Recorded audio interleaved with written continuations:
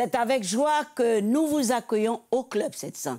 Et où que vous soyez dans le monde, Jésus-Christ est le même hier, aujourd'hui et éternellement. Et notre grand désir, oui, je répète, notre grand désir pour vous, c'est de ne pas le manquer, car il est le Sauveur dont vous avez besoin. Et j'en suis le témoignage vivant, car sans lui, je ne serais rien. Et ça, c'est vrai, pasteur. Ah, mais c'est vrai, Massi. Et c'est la vérité. Hein? C'est la vérité. Alors, les amis, soyez encouragés. Hein? Vous qui êtes des fidèles amis du Club 700, vraiment, je vous encourage à donner la priorité à Dieu dans vos vies. Vous n'allez jamais le regretter. Un peu comme l'histoire du jeune mignon Agassa, qui avait de grands rêves et de grands projets pour devenir pilote d'avion surtout, car il en avait vraiment la possibilité. Mais une forte voix le dirigea autrement. Allait-il obéir? Regardez le résultat. Bonjour, pasteur Agassa Mignon. Bonjour. J'ai le privilège de vous rencontrer ici, dans votre église, Portering the Glory International. Vous êtes le pasteur principal de cette église. Vous êtes originaire de l'Afrique centrale et puis vous vivez aux États-Unis et vous êtes dans cette grande communauté. Comment vous êtes arrivé là? Je ne pensais jamais un jour, moi, me retrouver ici en tant que pasteur. Je pense qu'en grandissant, comme à tout enfant, hein, chacun a des rêves et on se dit, bon, un jour, je serai ingénieur, je serai docteur, je serai pilote. Et surtout, le fait que mon père, à moi, qui est pilote, donc j'aspirais un peu le domaine de la technologie et tout ça. Mais je me rappelle de la parole de Dieu qui dit dans Jérémie 29, 11, que Dieu dit, l'Éternel dit que je connais le projet que j'ai pour vous. Hein, le projet de bonheur et non de malheur, le projet de vous donner un avenir. En fait, le mot-clé, c'est avenir, parce que c'est l'avenir que tout le monde cherche. Tout le monde désire devenir quelqu'un dans la vie. Et pour moi, bien que j'avais mes plans, mes idées d'essai que je voulais faire de ma vie, le Seigneur avait également avait ses plans à lui, ses projets à lui, bien sûr. Un plan du Seigneur qui était déjà en action à travers le docteur Rebecca Murray. Tout a commencé en 2007. 2007, alors que je me retrouve à Christiansburg, en Virginie, participant d'une conférence de pays francophones. Et pendant la pause, je me suis arrangé à me retrouver derrière le synthétiseur parce que je joue au clavier. Alors, je commençais à jouer une mélodie un peu calme, un peu douce. Et il y avait une dame dans la salle qui me regardait. Alors, moi, je n'ai pas compris. J'ai dit, mais pourquoi la dame me regarde? Elle s'est approchée de moi et a dit, mais écoute, toi, tu as le sang africain en toi. Joue-nous quelque chose qui est chaud, quelque chose qui peut nous faire bouger. Alors, j'ai obéi et j'ai commencé à jouer et tout d'un coup, les gens ont commencé à danser. Et c'est comme ça qu'il y a eu un peu ce premier contact avec Dr. Rebecca Murray. Mais ce qui résonna en lui fut cette parole. Ne pas faire ce que Dieu te demande, c'est comme échouer 2 fois.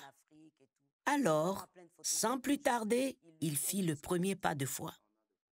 Alors, c'est ainsi que je l'appelle un jour, elle me dit, mais mon fils, tu es où? Il faut venir, il y a une conférence et tout. Viens à la maison. Je me retrouve en Virginie. Je viens à la conférence. Je suis assis et le Seigneur commençait déjà à me parler, en me parlant de cette transition qui devait avoir lieu. Nous sommes allés après le culte, nous sommes allés dîner chez elle à la maison. Elle a commencé à poser des questions à tout le monde qui était assis à la table. Comment vous avez pensé? Qu'est-ce que le Seigneur vous a dit? Et elle est arrivée chez moi, elle m'a posé la question, et toi, fils, qu'est-ce que le Seigneur t'a dit?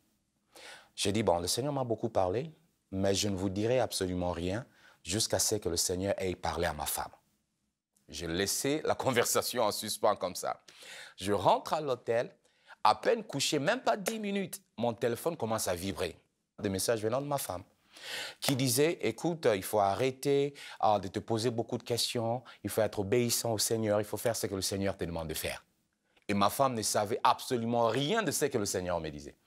Et la petite anecdote, que j'ai gardé ces messages pendant 3 ans parce que je me disais, le jour où ça va barder, je vais sortir le message pour lui dire que c'est toi qui as dit ça. Et nous avons fait la transition et le 22 juin 2015, il a plu au Seigneur de faire de nous le pasteur senior de cette église.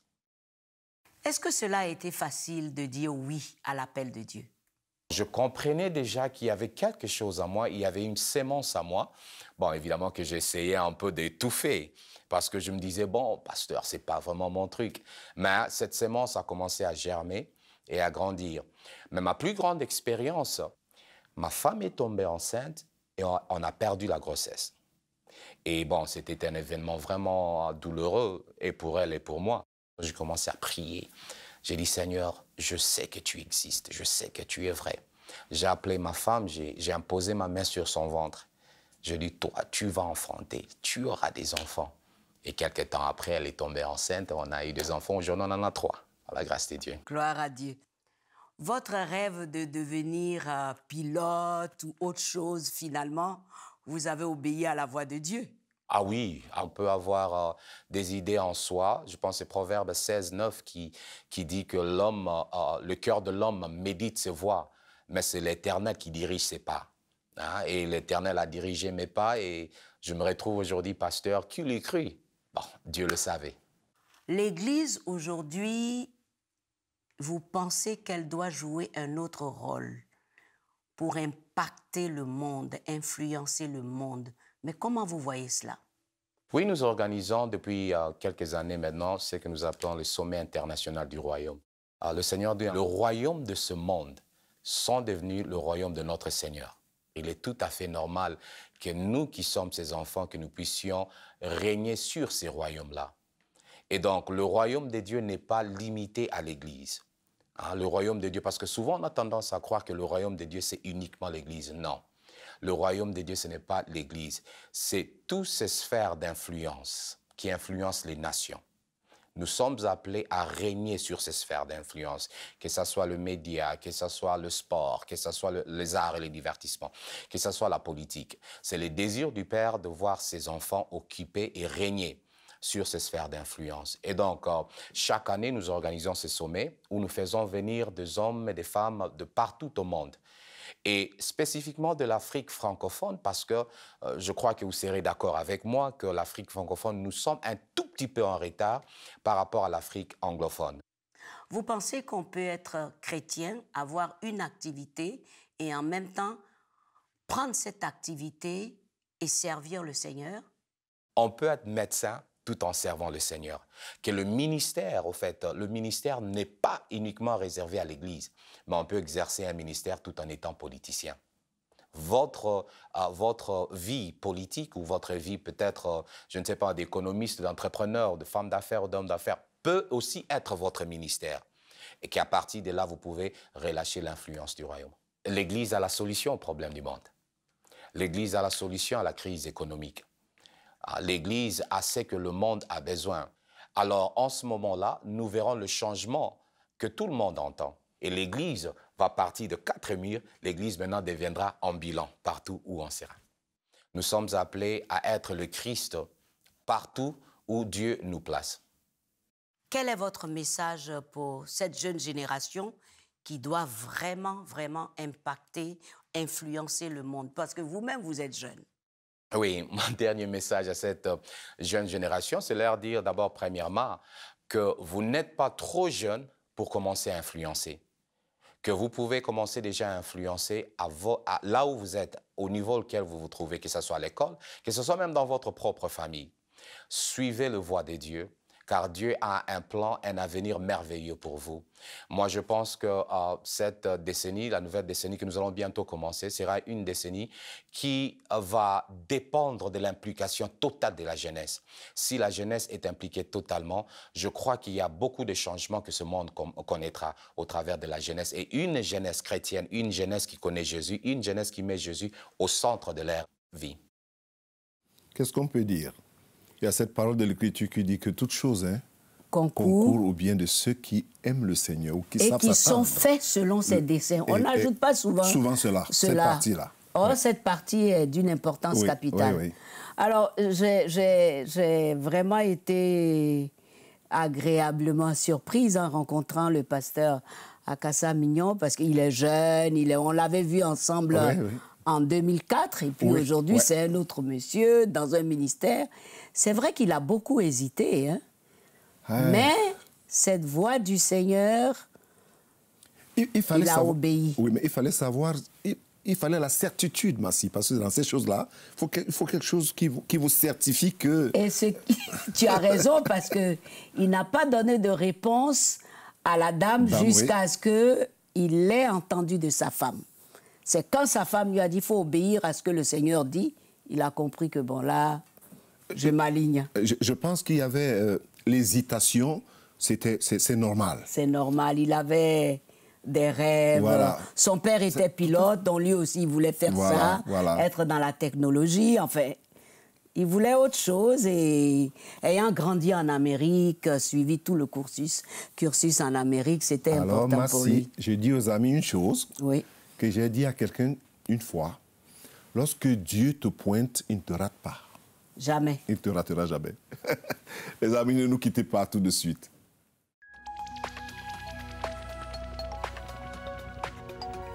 Si vous avez des questions spirituelles, des besoins de prière ou même si vous avez besoin de conseils, n'hésitez pas à nous contacter aujourd'hui à cette adresse ou au numéro suivant. Nos conseillers sont là pour vous aider. N'oubliez pas, nous sommes là pour vous.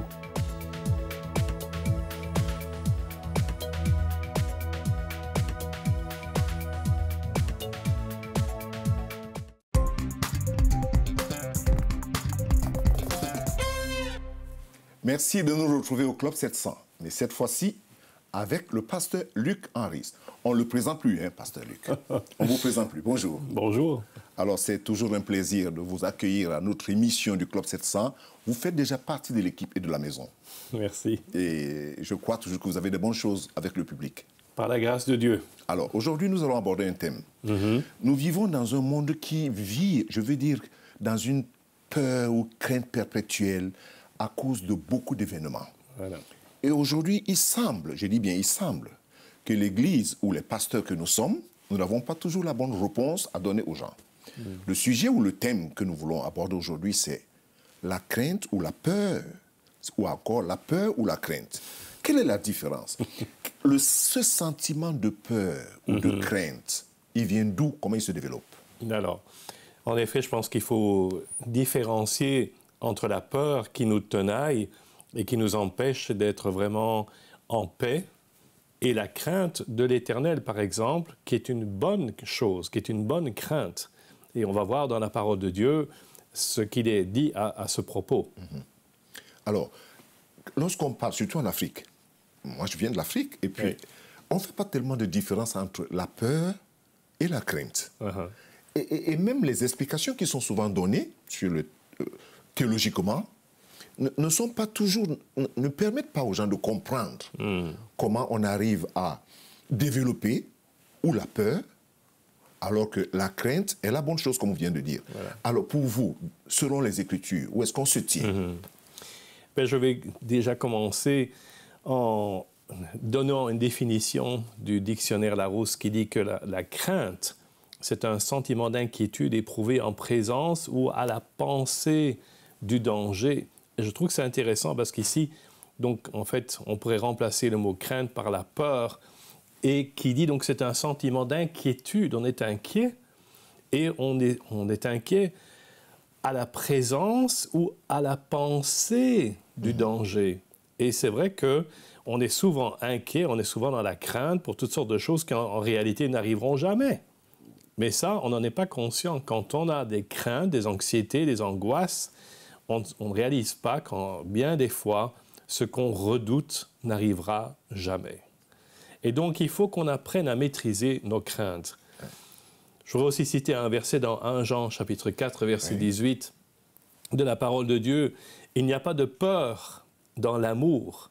Au contraire, l'amour parfait, il n'y a que Dieu qui a un amour parfait. Parfait, tout à fait. L'amour parfait de Dieu, je rajoute, chasse la peur, car la peur implique une punition. Celui qui éprouve de la peur n'est pas parfait dans l'amour. » Et donc, ça, c'est la première chose, je pense qu'on doit dire, c'est qu'on doit vraiment se confier en Dieu et dans son amour pour nous, être certain que Dieu m'aime, et à ce moment-là, cette peur, ces craintes disparaissent. Mais alors, personne n'est épargné, finalement, de ce sentiment, soit de crainte, qui est une bonne chose, soit de crainte, qui est une chose un peu négative. Voilà. Personne n'est épargné, qu'on soit pasteur, qu'on soit quelqu'un. Et finalement, je repose toujours la question, est-ce qu'on peut échelonner les différentes sortes de craintes? Parce que la peur, peut-être faut la mettre de côté, mais parlons un peu de la crainte. Alors, dans la parole de Dieu, toujours, j'ai étudié un peu la question et je vois que la Bible nous parle de différentes sortes de craintes ou de peurs, anxiété, et notamment la crainte des circonstances. Et alors là, je vais citer Jésus dans Matthieu 6, 25. Il dit, « C'est pourquoi je vous dis, ne vous inquiétez pas de ce que vous mangerez ou ce que vous boirez pour vivre, ni de ce dont vous habillerez votre corps. » Donc, l'inquiétude, quand il dit « ne vous inquiétez pas », c'est en fait quelqu'un qui est agité par la crainte. Si je suis dans l'inquiétude, ça veut dire que je crains, que j'ai peur de ce qui va m'arriver. Et par contre, voilà le remède. Avec chaque situation, la Bible nous donne un remède. Philippiens, chapitre 4 et verset 6. « Ne vous inquiétez de rien. » Tout à fait. Mais en toute chose, faites connaître vos besoins à Dieu par des prières et des supplications dans une attitude de reconnaissance. On oublie souvent la reconnaissance. Être reconnaissant à Dieu pour tout ce qu'il nous a déjà donné, pour tout ce qu'il a déjà fait pour nous. Il ne faut pas qu'on oublie, comme dit David dans le psaume 103, « Mon âme bénit l'Éternel et n'oublie aucun de ses bienfaits. » Donc, dans une attitude de reconnaissance, et alors la paix de Dieu, qui dépasse tout ce que l'on peut comprendre, il dit dans cette version, gardera votre cœur et vos pensées en Jésus-Christ. Il faut qu'on prenne le temps de venir déposer nos fardeaux, nos inquiétudes, nos problèmes aux pieds du Seigneur et les laisser là. Parce que parfois, on les apporte et puis on les reprend et on retourne à vivre avec nos problèmes, nos anxiétés. Bon, ça c'était la crainte des circonstances. Puis il y a la crainte des hommes. Et ce verset dans Matthieu chapitre 10, verset 28 est intéressant à ce propos parce qu'il dit « Ne redoutez pas ceux qui tuent le corps, mais qui ne peuvent pas tuer l'âme. Redoutez plutôt celui qui peut faire périr et le corps et l'âme en enfer. » Donc là, c'est un avertissement très sérieux que le Seigneur nous donne. Il nous dit, ne vous inquiétez pas si quelqu'un veut vous tuer physiquement, ça pourrait arriver, mais ce dont on doit s'inquiéter, c'est de celui qui peut nous faire périr physiquement et aussi spirituellement notre âme pour l'éternité. Troisième crainte que je vois, c'est la crainte de la mort. Et c'est logique qu'on soit un peu inquiet en pensant à la mort. Je crois que c'est quelque chose de normal parce que dès qu'on est né, nos parents nous enseignent à nous protéger de la mort. Et puis, par contre, on voit dans la Bible ce passage, 1 Corinthiens chapitre 15, « Voici, je vous dis un mystère, nous ne mourrons pas tous, mais nous serons transformés en un instant, en un clin d'œil, au son de la dernière trompette. La trompette sonnera, et les morts ressusciteront, incorruptibles. » Donc voilà, l'apôtre Paul nous dit, oui, c'est vrai, on doit tous mourir un jour, mais nous ressusciterons. Et ça, c'est le message de l'Évangile. Nous devons mourir à nous-mêmes, mais nous ressusciterons comme le Seigneur est ressuscité. Alors, par contre, puisqu'on en a déjà un petit peu parlé, la Bible nous dit de craindre, mais de craindre l'Éternel. Ça, c'est complètement différent. Donc, on ne doit pas craindre ni la mort, ni les circonstances, ni les hommes, mais on doit craindre l'Éternel. Et il y a ce passage, enfin, il y en a plusieurs dans la Bible, je ne vais pas tous les citer, mais le psaume 34, 10 dit ceci, « Craignez l'Éternel, vous ses saints, car rien ne manque à ceux qui le craignent. » Alors, on peut se poser la question, qu'est-ce que c'est que la crainte de l'Éternel? Oui, c'est une bonne question. En donnant ces quelques versets que vous donnez là, est-ce que c'est la voie par laquelle il faut combattre cette peur ou bien la crainte? Parce que tout le monde, comme je dis, personne n'est épargné de ce sentiment, de ce sentiment lorsqu'on parle de la mort, lorsqu'on parle des circonstances, parce qu'on est humain. Absolument. Mais comment combattre? Voilà. Donc la crainte de l'Éternel, pour moi, ça veut dire un grand respect pour lui tout d'abord. Et même de l'amour pour lui. Parce que si j'aime quelqu'un, je vais faire attention de ne pas blesser cette personne ou faire quelque chose qui soit contraire à sa volonté. Donc si j'ai l'amour de Dieu en moi, et si je le respecte en tant que mon Père céleste, celui qui nous a créés, je crois que je vais avoir de la crainte de lui désobéir et de lui faire mal. Parce que finalement, Dieu, il est triste quand nous nous éloignons de lui. De lui, oui. Donc, je crois que c'est ça, en gros, ce que ça veut dire, cette crainte. Et je voudrais passer aux conséquences de la crainte de l'Éternel. Oui. Parce qu'il y a des bénédictions qui sont liées à cette crainte de l'Éternel. Notamment dans Proverbes, chapitre 8, verset 13. « Craindre l'Éternel, c'est détester le mal. » Donc, c'est une chose pratique.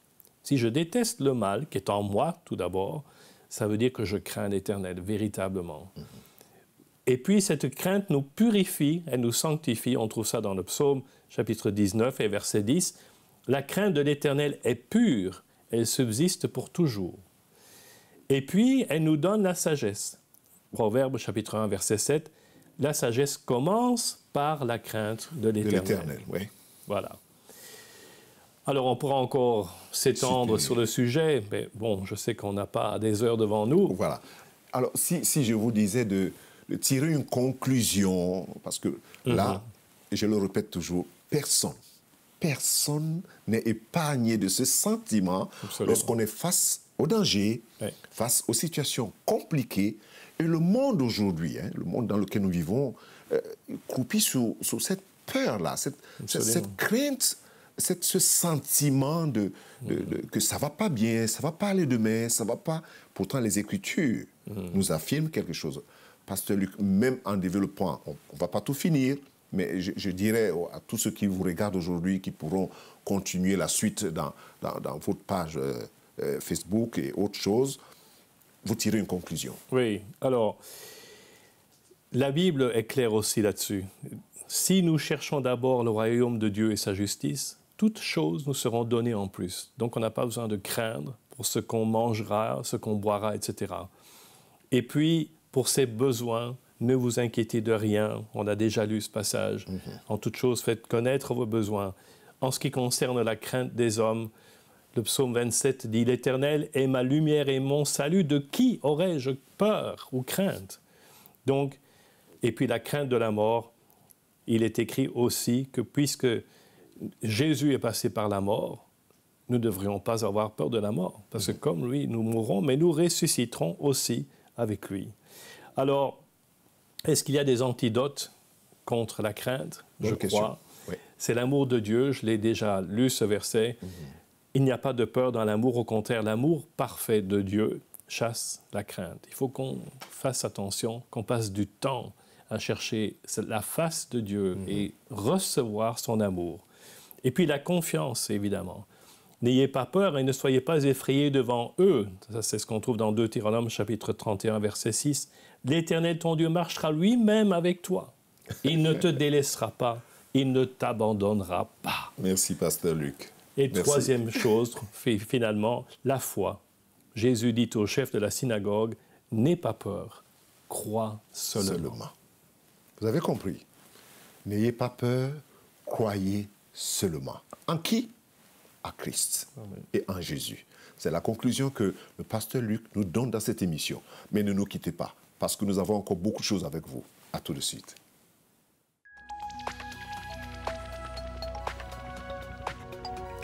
Si vous avez des questions spirituelles, des besoins de prière ou même si vous avez besoin de conseils, n'hésitez pas à nous contacter aujourd'hui à cette adresse ou au numéro suivant. Nos conseillers sont là pour vous aider. N'oubliez pas, nous sommes là pour vous.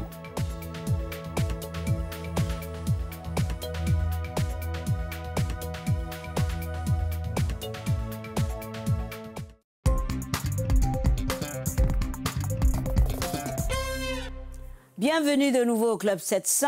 À Mexico, le jeune Daniel, orphelin, vivait difficilement avec sa mère veuve. Mais un autre drame, à travers le tremblement de terre, vint détruire leur maison. Que faire?